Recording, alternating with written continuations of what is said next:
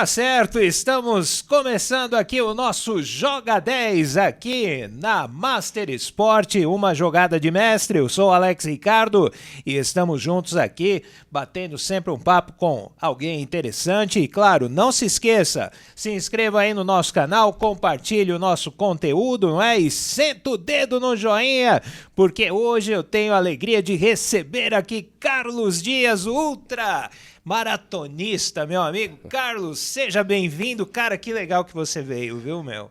Pô, muito feliz de estar podendo compartilhar com você aqui um pouco da minha jornada, Alex.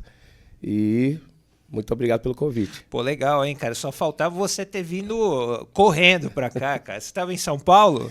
Estava em São Paulo, mas quase que eu venho correndo mesmo. Pra você deve ser moleza, né, cara? Mas, pois é, o Carlos Dias é organizador de corridas, né? É clínica de corrida e palestrante também, além de ultramaratonista. A gente vai falar muito sobre isso. Mas, ô Carlos, eu queria saber, cara, você nasceu onde? Qual é a sua origem, então, brasileira, digamos assim? Eu nasci aqui em São Bernardo do Campo. Ah, você é de São Bernardo. Nasci em 1973, dia Olha 12 aí. de janeiro de 73. E são 51 anos aí que eu moro em São Bernardo e rodo, a partir de São Bernardo, eu rodo todos os lugares desse planeta. Mas sempre volto, né, para minha casa no Tabuão, em São Bernardo, na Rua Sem Saída. Olha aí. Onde tudo começou. Ô Carlos, quando que o esporte entrou na sua vida, cara? Como é que começou isso? O esporte começou desde a infância, brincando na Rua Sem Saída. Sou da época que a gente fazia todas as nossas conexões, a interação era brincando na rua, brincando literalmente na rua, de correr, de jogar futebol, queimada, bolinha de gude. E do lado da minha rua tinha um campinho de terra, pequenininho, e que a gente praticamente fazia tudo no campo, né? Além de jogar bola e pega-pega, aquela coisa toda, a gente também montava a trave, fazia a linha do campo, com cal, né? Aquela coisa toda, se juntava a garotada toda. Então era um período que todo mundo era bem próximo, né? A gente tinha a divagação como algo muito potente, né? Hoje com as redes sociais, a gente não divaga. Sim. Praticamente onde as pessoas divagam, quando elas vão tomar banho só. É verdade. De resto, elas estão olhando pro celular, né? Todos nós. Então, eu tive uma infância muito alegre, uma infância que me proporcionou muitas brincadeiras, e dessas brincadeiras eu consegui sonhar para entrar nesse mundo esportivo. Então, comecei brincando de correr, depois veio o voleibol, o handebol, o futebol, e a corrida veio só depois, com mais força. E a partir de que momento, cara, que deu esse estalo? Você praticou outros esportes, como você disse aí, e a corrida de rua te pegou, assim? Como é que foi isso, cara? Na verdade, a corrida sempre esteve presente na preparação de todos os esportes. E na educação física, né, a gente... tudo que a gente ia fazer, ou jogar basquete, ou handebol, ou vôlei, tinha a preparação, a gente tinha que correr na quadra ou no campo. E eu tinha um amigo de infância, que hoje ele mora na França, o Eduardo, a gente chamava ele de Duduca, e ele me convidou uma vez para a gente correr, né, do Tabuão ao Rua de Ramos, sair 5 horas da manhã de casa para ir correr. E aí minha mãe ficou preocupada, o que você vai fazer 5 horas da manhã, né? Bem, eu vou correr, né? E para se preparar, para a gente jogar handebol, para a gente fazer, participar dos campeonatos entre classes, né? E aí a corrida ela foi entrando na minha jornada de forma natural. E quando eu completei 20 anos de idade, eu participei de uma corrida na Vila Prudente de 10 quilômetros, me inscrevi numa prova lá que ia ser num domingo de manhã. Gostei daquele ambiente, todo mundo descontraído. Acho que isso que é legal, né, cara? O ambiente, né, das corridas, eu vejo que o pessoal se reúne, né, faz aquela festa, todo o ambiente é bem bacana, né? É bem descontraído e assim, democrático, porque naqueles 10 quilômetros ia ter lá o gari, o diretor de empresa, o artista, o atleta que ia bater o recorde, aquele que ia fazer caminhando, mas todos iam percorrer os 10 quilômetros. Então, foi um ambiente que quando eu entrei para fazer, eu falei, é isso que eu quero. E aí eu não parei mais de correr, né? Comecei a fazer prova de 5, 10, 15 quilômetros e aí virou a minha profissão praticamente.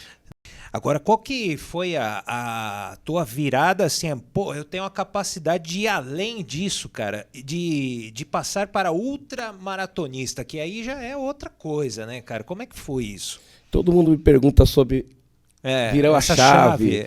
Qual foi a virada? Não teve chave nenhuma. Não tem esse negócio de virada. O que eu falo, a vida é uma constância. Sim. É fluida. Ela tem que ser fluida, tem que ser natural. A gente busca sempre é o momento da virada. Não existe isso. Correto. Existe você respeitar o processo, respeitar passo a passo, respeitar a sua respiração, saber saborear cada passo que você dá na sua jornada. E a corrida, ela veio de forma natural também. Ela foi crescendo também de forma natural. Eu corri 10 quilômetros, experimentei 5, 15 quilômetros, que é a distância da São Silvestre. Sim. Fiz a meia maratona. Depois, isso foi em setembro de 1993, quando eu corri a minha primeira prova de 10 quilômetros, né? Há 31 anos atrás. Sim. E aí depois, em 1995, no dia 5 de outubro de 95, eu fiz a minha primeira maratona, que é 42 quilômetros, 195 metros. Eu fiz essa maratona em São Paulo, e em outubro estava um calor gigante, né? Até roubaram a água dos atletas no quilômetro 30 lá na USP. Eu nunca esqueço, os últimos 15 quilômetros a gente fez praticamente sem água, só com os moradores dando água pra gente ali, de mangueira, naquela água de mangueira. Que doideira, E eu terminei, e assim, eu senti aquela sensação de poder. Qual a sensação de poder? De protagonismo. Eu estava fazendo com as minhas próprias pernas aquilo que eu tinha desenhado, né? Eu falei, vou correr 42 quilômetros. Então eu me senti com protagonismo. Eu estava fazendo algo com muita atitude.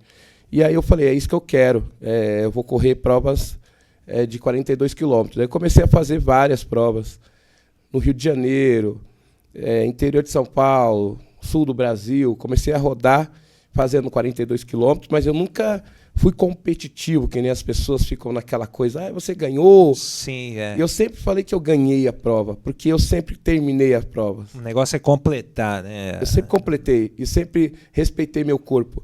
Eu sempre saboreei aquelas corridas e sempre senti muito prazer naquilo que eu estava fazendo. Então, eu nunca me apeguei a isso.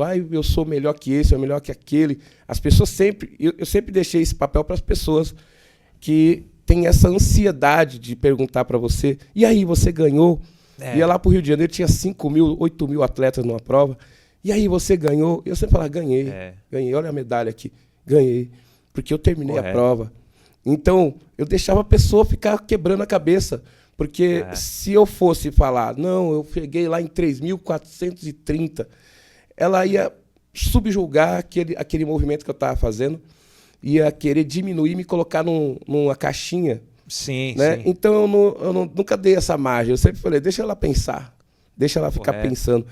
Então, a corrida, para mim, o movimento de estar numa maratona, numa corrida, não importa qual seja a distância, era sempre um presente que eu tinha, e uma oportunidade de saborear a vida, conhecer pessoas e lugares. E sem a corrida, talvez eu não teria saído do bairro do Taboão, eu não teria saído de São Bernardo do Campo, eu teria aceitado todos aqueles limitadores, as palavras que as pessoas normalmente colocam, né, no dia a dia, de que a vida é difícil, se você dar um passo a mais, é difícil, você não vai conseguir. Eu acho que aí é que está a grande virada que a gente fala, né? Porque não é só a questão da corrida, né? É uma questão também psicológica. Porque quando você põe todo esse esforço e você consegue chegar, parece que a tua mente já dá um start que não só na corrida, mas na vida você pode chegar mais além. Eu creio que é mais ou menos por aí. Ou eu estou correto? É transformador. Transformador não só físico. A corrida não é física, simplesmente. A corrida é mental, né, até espiritual, porque ela muda.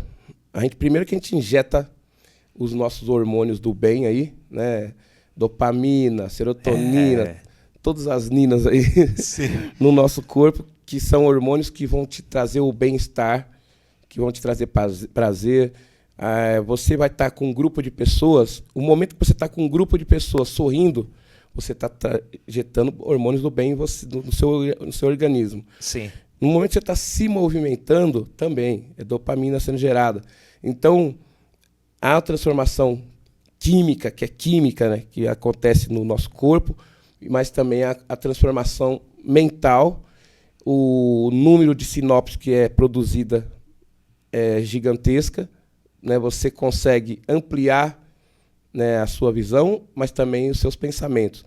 Então, a corrida ela não é só física, a corrida é muito mental. E a gente não pode se apegar só a ganhei porque eu fui o primeiro lugar, porque eu fui os 10 melhores. Não. A gente tem que pensar que quantas pessoas no mundo se movimentam. No momento que você corre 1 quilômetro, nós temos quase 8 bilhões de seres humanos no planeta. Desses 8 bilhões, quantas se movimentam? Que corre pelo menos 1 quilômetro. Já é uma que caminha vitória, 1 quilômetro. Né, então você... estou fazendo um bem gigantesco para a minha vida e também para as pessoas que estão ao meu redor.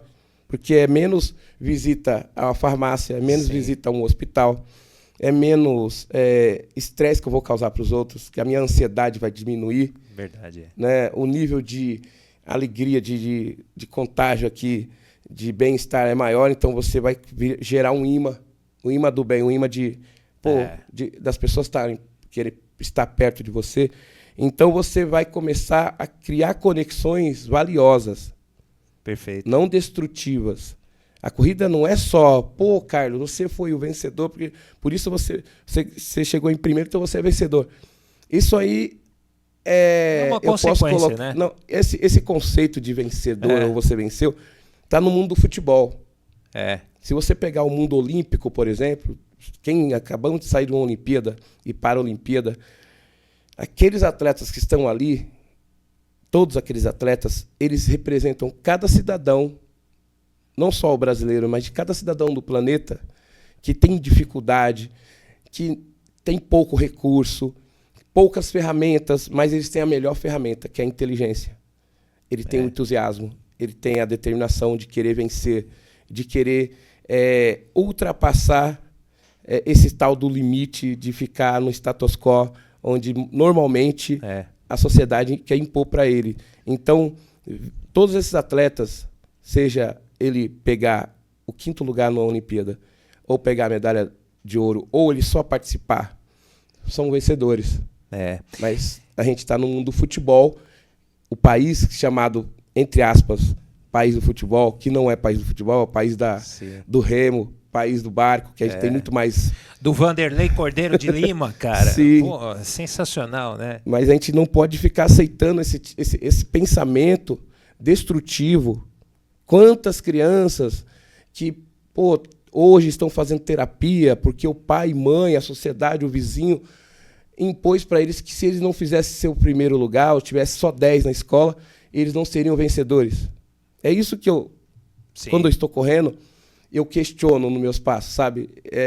A vida é muito maior que isso. É uma terapia, né? Quando você está correndo, você está conversando com você ali, está meditando, isso é fantástico.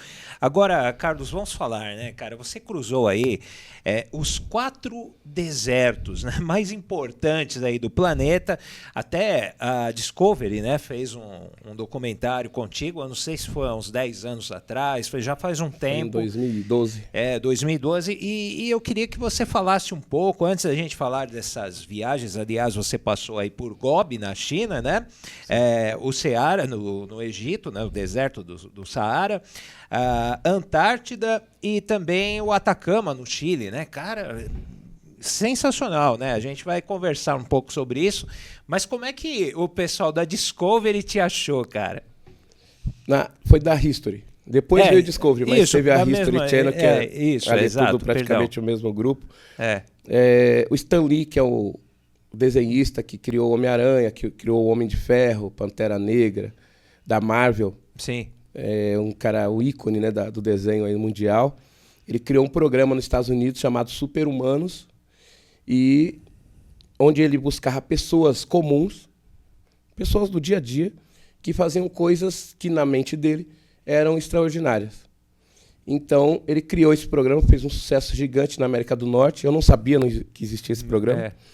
E depois ele criou um programa Super-Humanos da América Latina. Certo. E aí, quando foi em 2011, eu tinha acabado de voltar do Nepal, eu recebi um e-mail falando, nós vamos ao Brasil para provar que você é um super-humano. Então, aquilo para mim me soou meio... Falei, pegadinha do malandro. A gente quer provar se você é um super-humano. Daí eu respondi, né? Não, eu não preciso provar nada para ninguém. Eu estou fazendo aquilo que eu amo, né? Não preciso só sair provando nada para os outros. Aí eles pegaram e falaram, nós temos um programa onde nós vimos a sua jornada. Eles já estavam vendo minha jornada há algum tempo, que eu tinha cruzado os Estados Unidos, que eu tinha cruzado o Brasil, que eu tinha feito os 4 desertos. Então... E eles falaram, a gente está indo para o Brasil porque a gente escolheu você na área da corrida e nós vamos fazer testes e exames e propor um desafio para você. Eu vi que você foi até a Atibaia, né? Humano. Sim, daí eles vieram em casa, aqui na rua sem saída, e fizeram o programa, um documentário, propuseram um desafio de eu sair da minha casa aqui em São Bernardo até a montanha onde eu treino, lá em Atibaia. Isso durou 11 horas, né? Eu fiz 103 quilômetros da minha casa até lá. E depois, uma semana depois, eles fizeram uma bateria de exames no médico da seleção brasileira, que era o doutor... nossa, deu um branco. Rogério Naves. Rogério. Tanto que era o médico de São Paulo, né, que cuidou lá do Neymar também, cuidou de vários atletas. O que eram esses exames aí, Carlos? Os exames que eles fizeram não tinha, assim, exames normais. Ergo espirométrico, que é aquele que você mede sua capacidade máxima, né, de VO2 do pulmão. Fez alguns exames cardíacos, hidratação, qual era o meu nível de hidratação. Fizeram uma bateria de exame para ver se eu tinha alguma coisa de anormal. Não foi um dia de exame, né, o dia inteiro. E aí... não tinha nada de anormal, não tinha nada extraordinário. Eu sou uma pessoa mediana, como qualquer outro cidadão. Graças a Deus eu ganhei um check-up, né? Tava tudo ok, meu coração, o meu corpo tava tudo ok. Perfeito, mas assim, não tinha nada de extraordinário, é comum. Só que eles fizeram isso de propósito para falar o quê? Que esses ambientes, para falar para aquela pessoa que está no dia a dia dela, que às vezes ela quer achar uma desculpa. Ele faz isso daí porque ele deve ter algo, ele já nasceu com algum dom especial. Nossa, um dom, né, extraordinário. O dom, gente, o dom é vontade, sabe? É aquela fome, sabe aquela fome de você querer fazer algo diferente, que você tem o entusiasmo de viver, a alegria de receber esse presente que é a nossa vida e não negligenciar nenhum minuto. É isso. Não tem nada de anormal nisso. Todos nós temos esse poder, só que nós não acionamos lá dentro, né, no nosso íntimo. A gente esquece de acionar e vai deixando o desânimo, aquela coisa de só ele consegue, eu não consigo. O autoelogio não existe, só quer elogiar o outro, mas não se elogia. Então, eles quiseram provar isso. E eles falaram, o maior poder que você tem é que você fez todos esses ambientes sem ter uma lesão, sem se lesionar, você respeitou o seu corpo. E eu também, eles viram que eu pegava e vendia meus quilômetros para ajudar o Hospital Graac, que é um hospital referência na América Latina no combate ao câncer infantil. E essas viagens aqui, Carlos, no deserto, tudo fez parte disso ou não? Como é que surgiu isso? Ela veio antes, né, disso daí. As viagens já tinham acontecido e eles tinham visto, daí me elegeram super-humano, porque eu tinha feito todos esses extremos sem ter nenhum tipo de lesão. Correto. E aí eles falaram, o diferencial que o Stan Lee falava no Homem-Aranha, o personagem do Homem-Aranha fala para as pessoas? Que o super-herói, ele é falho, ele é um ser humano. Sim. Ele erra e chora, tem medo, tem dor, né? Não é porque ele é um super-herói que ele não tem medo, ele não tem dor. Não tem problema na vida. Por exemplo, o Homem-Aranha, ele gostava da... Como que era o nome da personagem lá? Quem? Como é que é? Jane. Da Jane. Só que ele era tímido. Ele era um super-herói e tinha timidez. Ele não sabia se expressar. Entendeu? Cada personagem da Marvel tem o seu defeito. Sim. E todos nós somos humanos, nós temos defeitos. Então, super-humano não é super-homem, que nem muita gente confunde. Super-humano é você abraçar a sua humanidade. É saber ter consciência da sua fragilidade. E ao saber da sua fragilidade, você pega a sua mochila e coloca as ferramentas certas para você conseguir percorrer sua jornada com mais tranquilidade, com mais leveza. Quando você não tem consciência da sua fragilidade, o que você faz? Você bate cabeça. Você vai querer ser o fortão. Sim, imbatível, eu posso tudo. Não é assim? Então, quando eu entro em cada ambiente desse, cada desafio que eu desenho no papel, eu tenho total consciência da minha fragilidade. Por isso eu busco ajuda dos especialistas, como fisioterapeutas, tem o meu treinador, que é o Herói Fung, é psicólogo, é nutricionista. Eu busco o máximo de ajuda, são os patrocinadores. Sim, claro. Eu tenho que me cercar de pessoas para que eu, quando estiver lá naquele ambiente extremo, eu não estou sozinho. Cada passo que está sendo dado ali tem gente junto comigo. É o amor que eu tenho pelo meu filho, é a mensagem que eu quero passar para as crianças lá no hospital, que elas vão vencer, para os pais, para as mães. Então, não é físico, não é o músculo que vai vencer uma jornada, é a mente, é a sua humildade de saber que você tem fragilidade. E você, sabendo que você tem fragilidade, você tem que saber buscar ajuda, que você precisa cercar de coletividade para você seguir melhor na sua jornada. E dentro dessa jornada sua, no deserto, por exemplo, como é que é isso, Carlos, em termos assim, você representa o nosso país, né? Eu acredito que você encontra com muitas outras pessoas, outros atletas e tal. E como é que isso funciona na tua caminhada lá? Você parte de um ponto, você desenha isso ou já é pré-determinado? Como é que é? Esses desertos são competições já tem uma organizadora, certo, que é americana e inglesa. Então é uma organizadora que chama Racing the Planet, né, que ela organiza as provas mais extremas do planeta, sempre em lugares remotos. E aí eles qualificam atletas para percorrer esses ambientes isolados e tem regras. Certo. As regras são, cada deserto desse são 250 quilômetros, que é para se fazer em 7 dias. Tá. E é de autossuficiência, ou seja, você tem que levar tudo na sua mochila. Você não pode receber ajuda externa. De ninguém, nem nada. Durante os 7 dias, toda a comida que você planejou está dentro da sua mochila. A única coisa que a organização vai te dar é a água a cada 15 quilômetros, que é a distância de uma São Silvestre, e o acampamento com uma tenda, que ficam 6 atletas de diferentes países dentro dessa tenda, uma fogueira com água fervendo para você fazer sua comida. Então, você tem que saber não só correr, você tem que saber planejar sua mochila, ser senão você fica organizado, sem comida, né? Senão você fica sem comida. Você tem que saber gerenciar a água durante 15 quilômetros dentro de um deserto. Você tem que ter coletividade, porque você vai interagir com pessoas do mundo todo. Então, você me perguntou, são outros atletas? Sim, normalmente são de 26 a 48 países que participam. O idioma geral é o inglês. Ah, mas você fala bem o inglês? Eu nunca falei bem o inglês, né? Então aquela desculpa eu só vou sair do meu país quando eu falar o inglês fluente, besteira. Nunca deu certo para mim, porque eu fui para todos esses lugares. E dá para se comunicar. E eu me comuniquei, eu fiz amizade, eu nunca tive conflito. Pelo contrário, eu só expandi meus amigos com o inglês que eu consegui expandir dentro desses ambientes. Sim.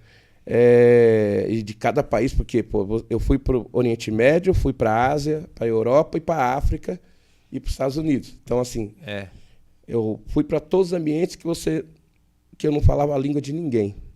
mas o inglês sempre meio básico ali, aquele básico para chegar no hotel, me comunicar com o pessoal, conseguir mostrar meu equipamento. Nunca viajei com equipe, sempre sozinho para ir para eu e minha mochila para chegar no país e sempre fui muito bem recebido. Mas assim, sempre com muito respeito a cada país, a cada ser humano. E assim, foi enriquecedor, porque cada ambiente que eu entrei, eu voltei melhor, voltei aprendendo mais coisas, inclusive a língua. Sim. Porque você vai falando, você tem um nível de curiosidade, a curiosidade que traz conhecimento, né? Sim. Quem é jornalista é curioso por movido natureza. Pela curiosidade. Então vai trazer mais conhecimento. Então, essas provas, você tem lá uma organizadora, eles fazem o planejamento do percurso, você vai seguindo bandeirinha durante os 7 dias. Ah, tá. E cada 15 quilômetros tem um checkpoint. Eles pesam, por exemplo, a mochila, eles pesam você. Se você perder muito peso dentro daquilo que é a regra, você pode ser desclassificado. Caramba, e qual que é a média, hein, Carlos? Então, assim, cada prova tem um critério, né? E Sim. assim, eles pesam você antes. Se você perder muito peso, nas primeiras horas, você está definhando. Então, no deserto, cara, quanto faz ali de temperatura? No Saara, 54 graus de dia, 20 à noite. Né? Nossa Senhora. Essa é a média a temperatura. Mas assim, tem critérios, não é uma coisa que você vai e coloca qualquer peso lá. Você tem, a sua mochila é o máximo de 18 quilos, mínimo de 6 quilos. Né? Aí se você colocou a mochila lá antes de entrar no deserto, tá aquele peso. Começou a prova, deu 4 horas depois, ele pesa, ela está muito abaixo daquilo, ou você deu alguma coisa para alguém, né? Jogou fora. Entendi. Então você está burlando o regulamento. Tá passando a perna aí. Perdeu 3, 4 quilos nas primeiras horas, está definhando. Aí a equipe médica, normalmente, ela vai querer tirar você da prova. Então, a segurança, né? A saúde. Então, ninguém quer ver uma pessoa morrer lá porque ela não soube administrar a própria nutrição loucura, dela, ou hidratação. Então, mas há o risco, sempre há riscos. Há risco de acidente, que nem o pessoal pergunta, mas tem animal? Sim, estou num deserto, estou na floresta, estou na montanha. Você já encontrou com algum? Sim, sempre. Cobra, escorpião, isso aí é natural, normal. O que você faz, É a mesma coisa de encontrar um Fusquinha, um Passat na cidade. Encontrar um leão lá e sair correndo. Tem alguns animais que são noturnos. A maior parte da prova é de dia. Tem um dia que é dia e noite. Então, por exemplo, na Namíbia. Namíbia tem leão, tem hiena, eu vi a hiena. Às vezes o leão não está nem aí para você. Porque às vezes ele está lá deitado e você está passando aqui, você nem percebe. Primeiro que você está cansado. Você está concentrado naquela fitinha que você tem que... Sim. E outra, de dia ele está dormindo porque ele não caça de dia, só caça à noite. Então, tem um monte de variáveis que é muito difícil você encontrar com um felino, que nem uma onça com um leão. Em 2003, a gente teve a onça na parte noturna, ela acompanhando a gente. Ah, é? Mas eu e mais 6 atletas. Mas acompanhando, a onça não é igual um cachorro. O cachorro é mais perigoso aqui na cidade do que a onça na floresta amazônica. É isso que eu queria mostrar para as pessoas. Que às vezes as pessoas criam um mito. A onça, a onça, que bonita. Só que a onça, ela é furtiva. Ela não te ataca de qualquer jeito. Ela só vai te atacar se você estiver na beira de um rio, por exemplo. Sentado lá. Você está pescando. Imagina você está pescando em silêncio total, quietinho, de costa, ela está vindo de um lugar mais alto. Ela é furtiva, então ela vai ter oportunidade de pular em você e dar o bote. Mas se tiver você está andando, falando, jogando lanterna, o mesmo medo que a gente tem dela, ela também tem da gente. Que ela vai imaginar que você é um animal maior que ela. Então a gente falando a orientação até dos indígenas, tem que falar bastante e tal, que ela só vai acompanhar. E o acompanhar dela vai e volta, né? Como que a gente sabia que era onça? A gente sabia porque o cheiro de carniça que ela tem. E quando a gente jogava a lanterna, a gente via o olhinho de gato. Caramba. Então, assim, é lógico que gera uma tensão, que não é filme. Sim, claro. A gente ficou das 10 da noite no dia que a onça acompanha a gente, das 10 até as 4 da manhã, subindo, descendo montanha na selva. Então caía, levantava, passava por lamaçal, né? Aqueles igarapé. Caramba. E só aquele breu, né? É. Então você fica imaginando várias situações, né? Pô, ela for me atacar, já era. Se ela quiser atacar, você não vai ter chance nenhuma. Tinha gringo com a faca desse tamanho, que nem Rambo, assim, achando que aquilo ia ter. Aquilo vai dar, não vai dar em nada. Mas são situações que, se você imaginar, pensar bem... Você não faz, né? Não, mas assim, a maior parte das situações, o medo que a gente tem é maior do que a própria situação. Então a gente deixa o medo ficar maior e isso trava.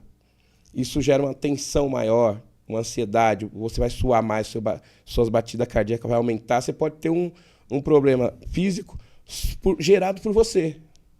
Sim. E às vezes a situação não é tão assim, tão grave. Então eu aprendi a acalmar minha mente nesses ambientes, porque eu falo, pô, tô aqui na natureza. Eu tô aqui na natureza e minha presença aqui gera uma vibração que os bichos, a maioria, vai embora.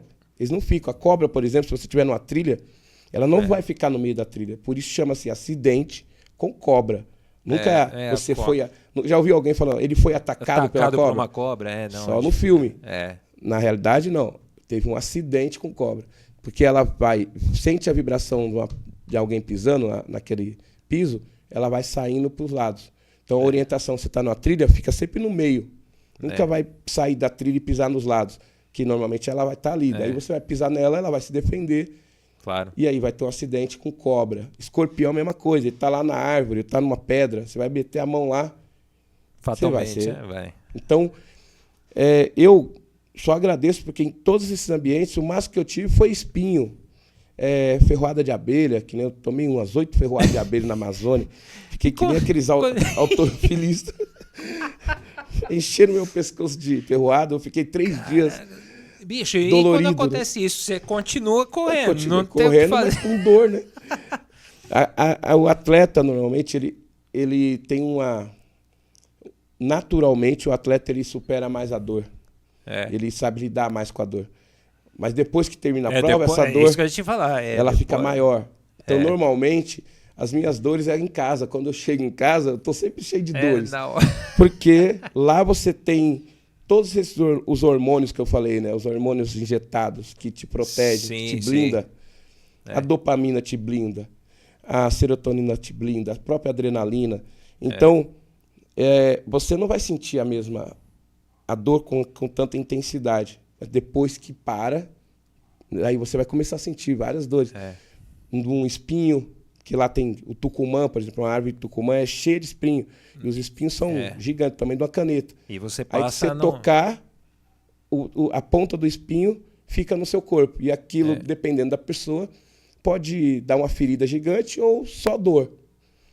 Dependendo da pessoa. Tem pessoas que são alérgicas, pode dar um problema maior. Então, todos esses ambientes, você vai ter um desafio. É uma duna, que nem no Deserto Saara, que a gente corre do início ao fim, olhando para a areia. Tem areia ela afunda lá? Às vezes afunda, às vezes não. Tem areia mais calcária, tem areia muito mais fofa, que nem quando é formação de duna, aquelas dunas gigantes. Sim. Aí quando você chega no meio da duna, você dá 2 passinhos para frente, 1 para trás.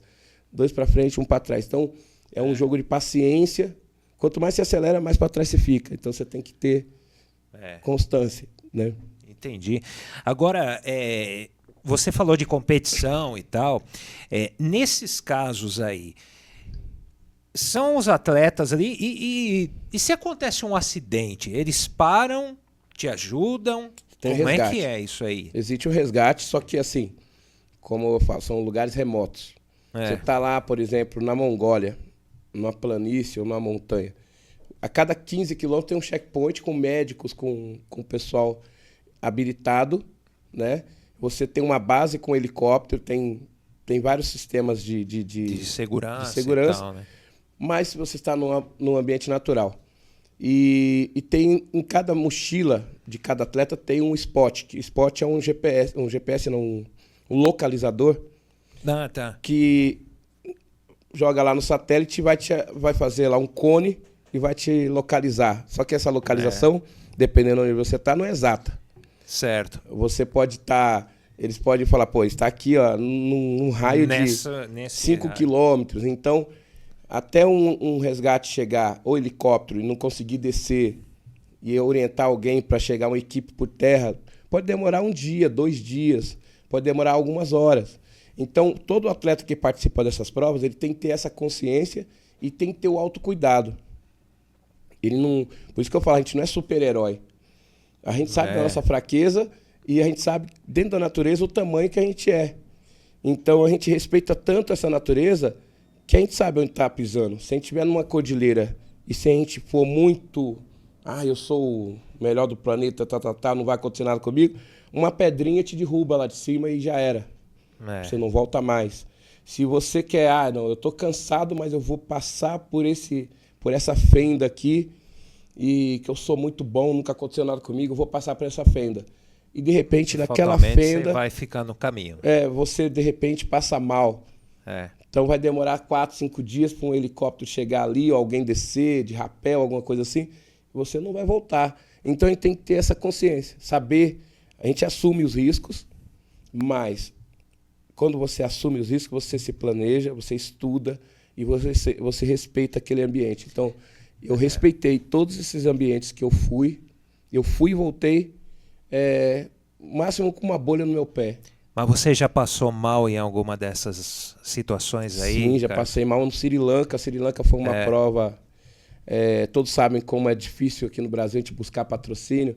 E justamente na virada do ano de 2015 para 2016, eu tinha perdido todos os meus patrocínios em 2015. O meu presente de Natal em 2015 foi dia 15 de dezembro, chegar numa empresa lá na Vila Olímpia e a empresa falar, olha, nós não vamos renovar, foi muito legal, né? Foi acabou, bacana a nossa parceria. E avisaram assim, no último dia, que não ia entrar no outro ano. Então, aí eu tive 3 empresas que cancelaram o patrocínio naquele ano. Eu cheguei no dia 17 de dezembro e coloquei no papel que eu ia correr a ilha do Sri Lanka, eu ia cruzar a ilha do Sri Lanka, que era no mês de fevereiro. Ou seja, eu tinha menos de 2 meses para planejar, conseguir patrocínio, mobilizar empresas para que eu fosse lá para o Sri Lanka, lá do outro lado do mundo, correr uma prova cara, que eram pelo menos R$35 mil para você participar da prova. Caramba. Que é uma expedição. Sim. E eu tinha que mobilizar empresas para conseguir esse valor para chegar lá. Ou seja, eu em 3 dias, eu comuniquei, né? Usei as redes sociais para comunicar e tal. Minha próxima prova é o Sri Lanka, eu vou cruzar o Sri Lanka. Aí teve uma menina que dançou comigo na Vila Madalena uns 4 anos atrás, dançou um forrozinho pé de serra.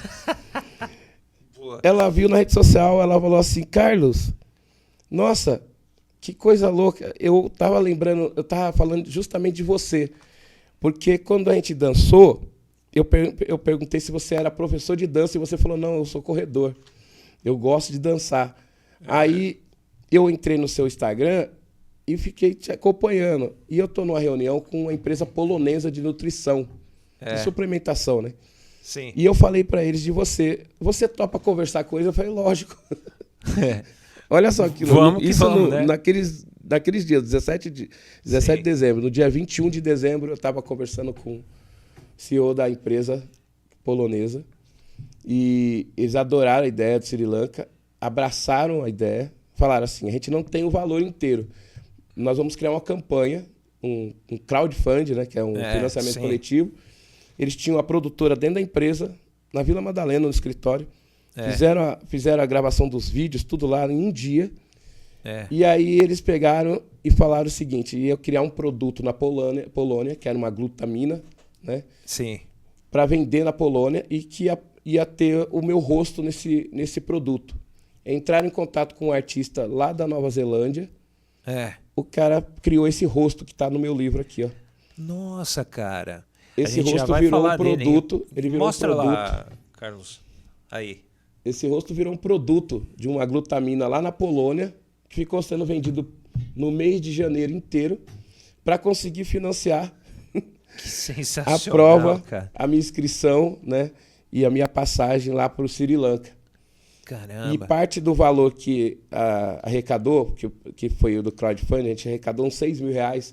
O pessoal entraram na campanha, a pessoa doava lá, colaborava com o valor e ganhava uma camiseta, ou ganhava uma caneca, ou ganhava como que chama? Um chaveiro. E a camiseta era esse rosto. Né? Entendi. Então, assim, foi uma coisa interessante, porque eu fui com a força da torcida dessas pessoas que acreditaram em mim. Claro. Então, quando eu fui para Sri Lanka, viajei lá do outro lado, eles colocaram um jornalista para ir junto comigo. Ah, é? Eu tive a primeira vez um jornalista cobrindo tudo. Que eles criaram uma minissérie, uma websérie. E quando a gente chegou lá, quando a gente pousou em Kandy, que era o lugar onde... No sul do Sri Lanka, que a gente pousou lá, um calor gigante, que a gente chegou no hotel, eu comecei a passar mal, comecei a ter enjoo. Caramba, cara. Mas comida, alguma coisa, você não sabia o que era? Era tudo junto, né? Primeiro que passei os 2 meses na correria sem saber se eu ia conseguir chegar. Eu confirmei minha inscrição 3 dias antes do meu voo. Caramba, cara. 3 dias antes. 3 dias. Tudo... Não era ir para o Rio de Janeiro, era Sri Lanka. E aí fui para lá, quando deu aquele... Que eu cheguei lá, que eu relaxei, como se tivesse... terminei a prova, não. Que eu relaxei, daí comecei a passar mal. E aí começou uma saga. Fiquei as 2 primeiras noites no hotel, me hidratando e nada parava no estômago. A gente foi para o acampamento, teve uma expedição para o acampamento de jipe, balançando, e aquilo me enjoava. Aí chegamos nas montanhas lá, chamadas Montanhas Mágicas. Aí em Kandy, onde a gente estava, a temperatura era de 38 graus. Quando chegou nas montanhas, tinha 7 graus. No local da largada. 7 graus, que era montanha, que nem Campos de Jordão. Sim. E aí eu acordei no dia da largada, enjoando. E fiz a largada. Então, o meu primeiro dia de prova foi uma luta comigo mesmo o tempo todo para me estabilizar. Sim. No segundo dia, eu estava um trapo. No terceiro dia, o jornalista foi na tenda e falou assim, já era, o Carlos não vai mais conseguir. Acabou. Acabou. Aí, eu passei a noite inteira ouvindo o som dos elefantes, que os elefantes queriam invadir o acampamento. E a guarda ambiental... Cara. Ficava dando tiro de sinalizador pro alto para eles... Nossa, ambiente bom para dormir, assim, o ambiente, é maravilhoso. Então, os elefantes são agressivos demais. E eles gritavam, aquela coisa, os atletas todos assustados. E eu lá, tomando aminoácido e comendo o quê? Farofa. Farofa? Sabe aquelas farofinhas temperadas? Churrasco? Então, aquilo era a única coisa que eu conseguia comer. E eu ficava falando assim... Eu não vou voltar com essa desculpa. Eu não vou voltar com essa desculpa. Eu falava assim, isso aqui não vai tirar da prova. Não vou voltar com essa desculpa. Negócio de farofa não dá. Não, o enjoo. Não vou voltar com essa desculpa. Não vou voltar. Aí quando chegou no 4º dia, aí a organização falou, quem estiver tal, que não estiver 100%, nós vamos passar por um período agora de floresta tal, e é mais isolado. Quem não estiver 100% seguro... melhor desistir. Entra agora e desista. De repente começou a cair uma chuva torrencial. Antes da largada, mas aquela chuva. Caramba, meu. Sabe quando a gente brincava de futebol na chuva? Sim. Eu imaginei essa cena. Eu falei, nossa, vai ser que nem a gente brincava no campo de barro chovendo. É a coisa mais gostosa do mundo. E eu dei a largada aquele dia e fui correndo, não senti mais nada. Caramba, aquele dia eu comecei a correr. No 4º dia. E aí eu fui. Quando chegou na metade da prova ali do 4º dia... Sim. Manda ver. Não vai desidratar aqui, pelo amor de Deus, né? Tô cansando depois, pô. O homem atravessou o Sri Lanka, agora vai perder... vai desidratar aqui, velho.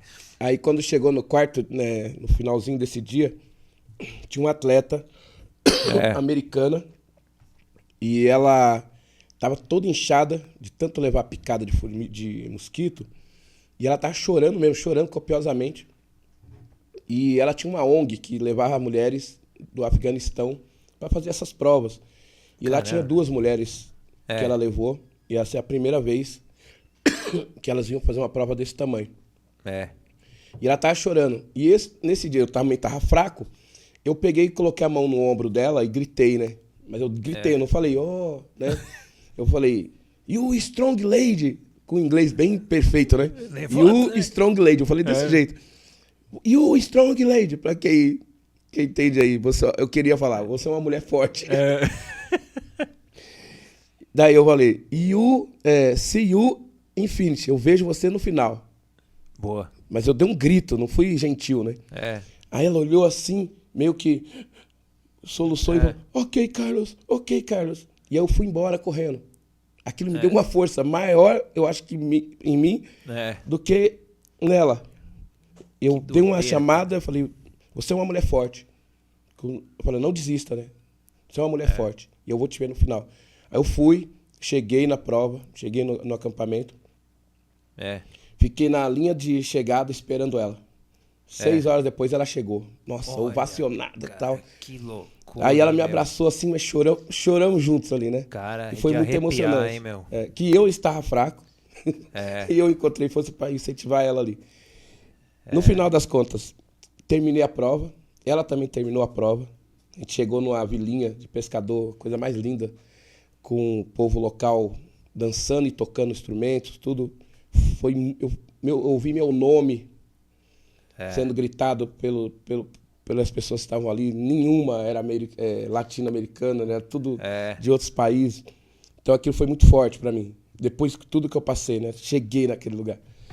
E ali foi muito engraçado. Depois, ela de Nova York, ela pegou e escreveu no Facebook assim...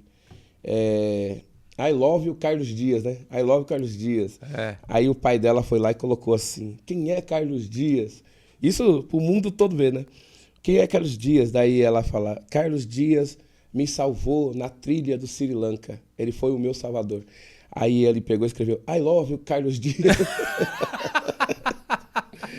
Legal, a gente não precisa falar, às vezes, é lógico, o inglês fluente é maravilhoso, mas mais do que o seu inglês fluente, né? É a sua atitude. É a sua postura, o seu respeito. É isso que faz impactar. E as pessoas não vão esquecer isso. Nunca mais. Certamente. E você ganhou um prêmio também, né, cara? Foi um prêmio que foi no Equador, é isso, né? Foi no Equador. Como é que foi esse prêmio aí? Um ano antes do Sri Lanka. Eu tinha passado por um período muito difícil, né? Nós estamos no Brasil, rodei o mundo todo e... Eu tive um episódio de racismo, né, em São Paulo e eu estava bem fraco nesse período. Foi o período que eu melhor me preparei para fazer uma prova e faltando pouco mais de 2 meses para a prova, eu tive uma agressão em São Paulo. 4 pessoas assim, que absurdo, racistas, né? Agressão física e verbal, lógico, depois teve processo, foram processados, mas e aí tinha essa prova em agosto de 2015 no Equador, altitude, a gente ia pegar os 4 vulcões, Cordilheira dos Andes, que é um lugar extremo. Fiz uma cirurgia na cabeça e fui para essa prova para correr na altitude, e quando eu cheguei lá, eu me concentrei tanto, eu agradeci tanto por eu estar ali naquele ambiente e eu percorri cada pedacinho daquela trilha com muito amor ali também, como todas essas daqui, mas ali eu tinha que completar ali com, assim, saboreando porque eu estava agradecendo a minha vida ali. E também, é lógico, aquela mensagem para esse tipo de pessoa que isso daí nunca vai me parar. Né? Esse tipo de... para quem é racista, ele quer que você fique no canto. E isso eles nunca vão conseguir fazer. De alguma forma. Porque eles não toleram que você está sorrindo, que as pessoas estão te elogiando, que você tem acesso a um ambiente que, para eles, aquele ambiente é só eles que podem visitar. Claro. Entendeu? E aí, quando você está ali num lugar que, na cabeça deles, só eles podem, e você está ali sorrindo e está sendo bem recebido, aí vem essas coisas da agressividade. E eu fui para o Equador e eu falei, eu vou fazer mais forte do que É lógico que eu estava com medo, que a cirurgia, como poder, Sim. na altitude, como ia reagir meu corpo, tudo. Pelo contrário, acho que o estado de flow que eu cheguei lá, que é o estado de altamente, de 100% concentrado naquilo, me blindou e eu subi o Cotopaxi, o Quilotoa, todos esses vulcões, a cordilheira toda dos Andes, é um paredão sem fim. E aí, na madrugada do 5º dia, que é a etapa longa a gente começa a correr de dia, você tem até 30 horas para terminar essa etapa. São 100 quilômetros, depois de 4 dias correndo uma média de uma maratona, no 5º dia você corre 100 quilômetros. No último dia você corre uma São Silvestre, 15 quilômetros. Então eu estava na madrugada descendo a floresta amazônica, que é montanha. Tem um lugar chamado montanha de nuvens, floresta de nuvens. Floresta de nuvens. Que é só o breu, que é tão alto que você só enxerga o breu. E o ar lá, cara? É rarefeito, porque a altitude, a gente chegou a 5 mil, né? Caramba. 5 mil metros de altura. Então, você vai sentir Não tem altitude. jeito, não tem nenhum ser humano que não vai sentir altitude. Todos nós. Então, eu descendo essa floresta já à noite. Então, eu pegava e fechava o olho, às vezes, correndo, no meio do escuro. E eu sentia o rio descendo. E eu falava, o rio ele vai seguir esse zigue-zague até lá embaixo. E lá embaixo vai ser o checkpoint. Só que esse lá embaixo demorou umas 12 ou 13 horas para chegar, né? Meu. Então eu fui seguindo o barulho desse rio e jogava a lanterna, tinha fitinha. Jogava a lanterna, tinha fitinha. De repente eu tô vendo um casal gritando, era um casal de coreano, no meio da floresta. Eles tinham saído totalmente da trilha, estavam embrenhados no meio da floresta. E aí eu comecei a orientar eles. E um deles estava sem a lanterna, tinha falhado. E eles não conseguiam acessar a lanterna o desespero também, né? Sim. Acessar a lanterna dentro da mochila e estar dentro da floresta. Aí eu fui orientando, consegui buscar eles e trouxe, a gente fez junto essa parte inteira. E depois teve um italiano, amigo meu também, que pegou e ficou muito mal. E eu peguei, também ajudei ele ali, né, na trilha, tudo nessa trilha noturna. Nessa trilha. Que é normal, todos os atletas que estão ali, um ajuda o outro. Isso não é uma coisa, mérito disso, daquilo. Qualquer um ia ajudar. Se eu estivesse passando mal, alguém ia me ajudar ali. É isso. E aí, quando chegou no final da prova, eu ganhei a medalha, fiquei feliz que eu completei, já estava feliz da vida. Aí tem o banquete, a noite de gala lá. E aí tá todos os atletas reunidos no restaurante, né? Todo mundo, premiação. De repente eu escuto o meu nome, né? A diretora da prova falando inglês e rápido, eu não entendi quase nada. Só entendi o meu nome. Carlos Dias from Brasil. Aí todo mundo levantou. Foi um negócio muito bonito. Caramba, todo mundo levantou. E aí a Diane Carvalho, minha amiga de Salvador, que estava lá também, eu falei, é comigo, Diane? Ela falou, é você. Eles estão te chamando porque você vai receber o prêmio do Oscar Award, chama de Oscar de Espírito Esportivo. Olha, cara. Nossa, que bacana, eu fui os 300 metros até o palco, quase bambeando as pernas de emoção. E aí o que ficou de mensagem nisso é que a gente vai passar por um monte de adversidade, vai passar por um monte de nãos, de pessoas querendo colocar você no canto, mas você não pode esquecer do seu valor, você não pode esquecer do seu DNA, da sua essência e da sua força. Jamais. Eu nunca tive dúvida da minha força, então eu sempre segui sorrindo na trilha com muita força. Que legal, cara. Agora eu queria que você falasse disso aqui, cara. Da biografia Além dos Extremos, a jornada do super-humano Carlos Dias, que está aqui, galera, olha aí. Como é que surgiu essa ideia? Aqui, né, Flávia? Vamos lá, aqui é melhor. Como é que surgiu essa ideia? Conta pra gente aí. Bom, esse livro conta toda a minha jornada desde a infância até agora. O último deserto que eu fiz foi da Namíbia. E ele faz um sobrevoo de toda a minha jornada, né? De todos esses ambientes que eu passei, os perrengues, as alegrias, as tristezas. Aqui está praticamente a minha jornada desde a infância. Então, todo lugar que eu ia, realizar palestras, estar em encontro com atletas, a pessoa, e o seu livro, né? Então, são 4 anos trabalhando nesse livro, não é fácil. Sim. É um livro que eu fiz a várias mãos. Eu escrevi o livro, teve uma jornalista lá de Manaus, a Cíntia Mello, que fez a transcrição do livro.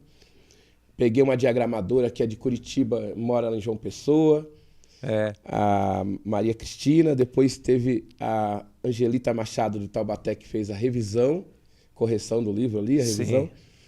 Essa capa é do artista que fez quando eu fui para Sri Lanka. Eu achei fantástico, eu peguei. Cara, é muito legal, cara, mas o detalhe aqui, né, meu, é sensacional. Ele fez tudo em pontilhado, né, pontinho por pontinho. Ele me retratou no meu rosto os lugares onde eu passei, em todos os continentes. Cada colar desse aqui representa um continente, uma cultura. Lindo demais, cara. No planeta. Desde a Oceania, a África, a Ásia. E os bichos também de alguns lugares também estão aí. A areia, o meu rosto é a areia do deserto, né? Então, assim... Muito lindo. É um livro que conta a jornada e é bom para as pessoas, assim, como elas vão lidar com momentos inesperados. E além dos extremos é aquilo que você... Sair dessa coisa de radicalismo em qualquer coisa da vida. Você tem que colocar as coisas na sua mochila, ferramenta e ser mais leve, ser mais flexível. Como uma árvore que recebe o vento nas suas folhas e ela tá ali com a raiz na sua essência, mas ela tá flexível. Se não tivesse vento, a árvore seria rígida.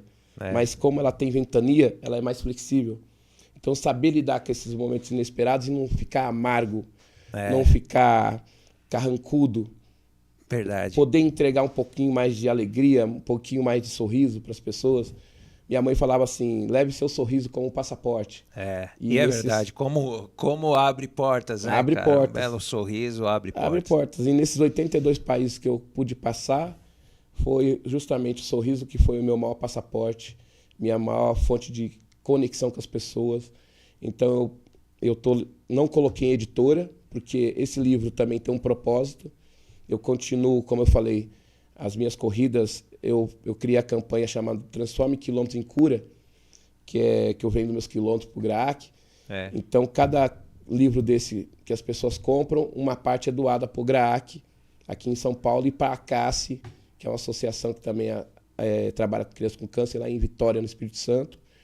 Esse livro ele está sendo vendido no meu Instagram, né, o Carlos Dias Ultra, @CarlosDiasUltra. Então, as pessoas entram lá, falam diretamente comigo, eu mando por correio. Em qualquer parte do Brasil, pode estar lá em Roraima, pode estar em Porto Alegre. Que vai chegar. Com dedicatória. Então eu estou viajando também. Agora eu montei a expedição do livro. Chama Expedição 12 Horas do livro Além dos Extremos. Já fiz 4 cidades agora. Eu estava em setembro, eu fui para o Espírito Santo. Fiz Vitória do Espírito Santo. Fiz lá a Bahia, né? Porto Seguro. Arraial da Ajuda, Eunápolis, e aí voltei e depois eu vou para o sul do Brasil. Olha que legal, parabéns, viu, cara? Sensacional. E eu queria que você falasse sobre Madagascar, cara. Madagascar. O que aconteceu lá? Você encontrou crianças, você dançou lá, eu sei que você cantou. O que aconteceu ali, cara? A ilha de Madagascar, eu falo que é um daqueles lugares que hoje até postei no TBT dançando lá em Madagascar. Madagascar é como se eu estivesse voltando para casa. Sabe aquele sentimento que você chega naquele lugar e eu falo, pô, eu estou encontrando as raízes, né, meus ancestrais aqui. Foi esse sentimento que eu tive em Madagascar. A alegria do povo constantemente em todos os lugares que eu passei. Pô, Nelson Mandela, né, cara? Você lembra? Mas assim, a beleza da ilha, é lógico que ela tem todos os seus desafios também sociais, de desigualdade social, mas a beleza natural, a alegria do povo, mesmo com tantas mazelas. Tive a oportunidade de cruzar o sul da ilha, né, paradisíaco, correr na floresta de pedra, correr nas florestas de baobá, conhecer os lêmures que eu só via nos desenhos, né? Verdade, é. A gente foi, no primeiro dia, a gente foi recebido pelas mulheres dançando, as mulheres de Madagascar, os tambores de Madagascar, né? Feito com pele de animal mesmo. Então, assim, quando eu cheguei ali, eu senti uma energia tão forte. Eu falei, eu estou em casa. E foi uma conexão, uma troca muito boa, porque as pessoas me pegaram como personagem. Quando eu passava nos lugares, lá eles falam francês. Então as pessoas agradeciam a minha presença. Eles olhavam lá no número lá escrito o meu nome, Dias, né? Aí falavam, merci Dias. Olha que bom. Aquilo legal, né, cara? é como se tivesse uma injeção de glicose. Você está lá do outro lado do mundo. E as pessoas, no meio do vilarejo, falam isso. No quarto dia da prova, que também eram 7 dias, 250 quilômetros, no quarto dia da prova, eu estava um trapo e eu cheguei num vilarejo, estava até meio torto, assim, de cansado, né? E aí eu cheguei num vilarejo e começou a sair criança de todos os lados. Eu nunca vi tanta criança. Várias crianças. Aí eu olhei assim, elas vindo se aproximando junto. Aí eu lembrei da imagem do Nelson Mandela, na África do Sul, ele dançando, né? Todos os eventos que ele ia, ele dançava, fazia uma dancinha. Aí eu comecei a fazer igual, dançando, e eu levantei o braço pro alto assim, comecei a dançar com elas rodearam e dava gargalhadas assim, mas aquela gargalhada gostosa mesmo. Mesmo não falando a língua, e elas gritavam, davam risada e tal. Aí eu levantei o braço assim uma hora e fechei o olho, né?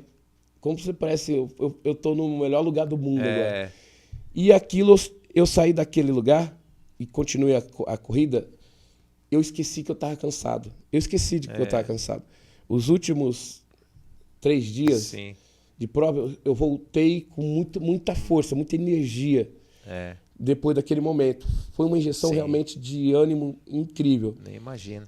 Passado a prova de Madagascar, 2 meses depois, saiu numa revista americana, na Runner World, a maior revista de corrida do mundo, a foto que o jornalista americano fez, eu não sabia ainda. E aí publicaram a Racing the Planet, né, da prova, eles publicaram no site deles aquela foto, né, e falando, né, da alegria do brasileiro com as crianças em Madagascar. Então aquilo virou uma foto assim, muito emblemático, né? Uma foto carinhosa de um momento que eu vivi ali, que eu posso falar, é que nem aquele filme, né, Procura da Felicidade. É uma pequena parte da minha vida, né? Aqui uma pequena parte que eu chamo de felicidade. Que valeu a pena, né? Que é o estado total de plenitude ali. Então eu só tenho a agradecer a corrida por ter me proporcionado esses momentos assim que são presentes divinos aí, né? Que eu vivi. Maravilha, Carlos. A gente precisava ter horas e horas aqui para trocar uma ideia. E, aliás, cara, isso aqui representa muito, hein? Gobi, olha que maravilha, cara. Aí são os 4, Atacama, Saara, Gobi e Antártida. A expedição Antártica também foi um negócio surreal, porque nem todo mundo vai para a Antártida. E eu nunca imaginei que eu estaria um dia naquele lugar, né, no Polo Sul. Dizem que o gelo queima, é verdade isso, cara? O gelo queima. O vento da Antártida queima também, porque é 60 graus negativo. Caramba! Então, eu tive a roupa tão eficaz que eu só usei lá na Antártida. Qual desses 4 aqui foi o mais difícil, hein, Carlos? O Atacama foi o mais difícil, mas todos eles foram difíceis, não dá para você mensurar, né? Cada um teve seu momento especial, né? Que testou, que falou, não vai ser tão simples assim, e que eu tive que buscar forças, né, no fundo da alma, tive que fazer jogos mentais, eu tive que me transferir para a sala de casa para brincar com meu filho mentalmente, para sair do momento tenso. Então, desses 4, o Atacama para mim foi o último, foi o mais difícil, que eu fiz esses 4 em menos de 1 ano. Normalmente o pessoal faz em 4 anos. Para completar os 4 desertos, eu fiz tudo um seguido do outro. Então, eu tive assim um momento de blindagem, vamos falar assim, mental e física, que eu tive uma equipe muito boa, que foi o Dr. Joaquim Grava. Sim. A equipe de fisioterapia que me proporcionou assim uma preparação muito cirúrgica para fazer esses desertos, preparar meu corpo para que eu tivesse flexibilidade, que eu tivesse resistência, que eu tivesse a consciência corporal, propriocepção, né, que eles chamam, para pisar nesses ambientes e não ter nenhuma lesão. Eu tive o carinho do meu treinador, do Herói Fung, a paciência dele de passar finais de semanas inteiro comigo no meio da Serra da Cantareira, a minha família, né? Sim, claro. E teve a inspiração do meu filho. Hoje ele está com 17 anos. Então, assim, todos... Tá seguindo os mesmos passos? Ou... Ele pratica basquete, gosta do esporte. Legal. Estuda pra caramba. Assim, eu nunca impus nada pro meu filho. Nunca falei assim, faz isso, faz aquilo. Não. Eu falo, faz aquilo que você sente bem. A gente não pode impor as coisas, porque... Você tem que fazer com amor, né, cara? Se você não ama aquilo que você faz, nada disso. Provavelmente você não conquistaria tudo que conquistou. É aquela coisa, minha mãe nasceu no ano 45, a geração Baby Boomers, né? E ela sempre foi à frente do tempo dela, e ela passava pra gente, faça aquilo que você se sinta leve, se sinta bem. Porque eu não vou estar aqui para a vida toda. E se você fizer alguma coisa que você não goste, de repente você vai estar perdendo tempo. Então a vida é muito curta para a gente ficar perdendo tempo com coisa que a gente não gosta. A gente tem que tomar decisão. Você tem que percorrer sua jornada. Vai ser doída? Vai. Não vai ser fácil? Não vai ser fácil. Vai ter adversidade? Sim, vai ter adversidade. Nada... que as pessoas só contam coisas assim, que de sucesso, ainda mais hoje. Hoje a rede social fala que tudo é sorriso. Você abrir o Instagram lá é só alegria, tá todo mundo... Mas não é assim, a gente pega mais espinho do que lógico. O louro lá da vitória, né? Então, eu falo o seguinte, a adversidade é mais parceira do ser humano do que o momento de rede, o momento de conveniência. Que é na adversidade que você fortalece seu DNA, que você constrói trilhas diferentes, que você molda suas ferramentas e consegue visualizar algo maior. Agora, quando você está lá na rede com água fresca ali, é aquele momento que é importante, mas é um momento que você só vai ficar ali esperando o vento bater no rosto e a água de coco, só isso. A vida, ela tem que ser enfrentada, a adversidade tem que ser enfrentada, não olhar para ela e fugir dela. A gente tem que enfrentar. E quando você enfrenta a adversidade, você domina a adversidade. Quando você domina a adversidade, você começa a crescer. Portanto, você que está aí nos acompanhando, você que é pai, você que é mãe, já ouviu aquela conversa lá? Eu não quero que meu filho passe por aquilo que eu passei. Então ele vamos facilitar aqui. Ele vai passar. Toma cuidado com isso, viu? Porque você pode estar criando aí uma pessoa que não vai conseguir se virar lá na frente, hein, meu? Carlos, brigadão, cara. Você é demais. Parabéns, velho. Baita exemplo. Parabéns pelo programa, pelo podcast. Bacana, cara.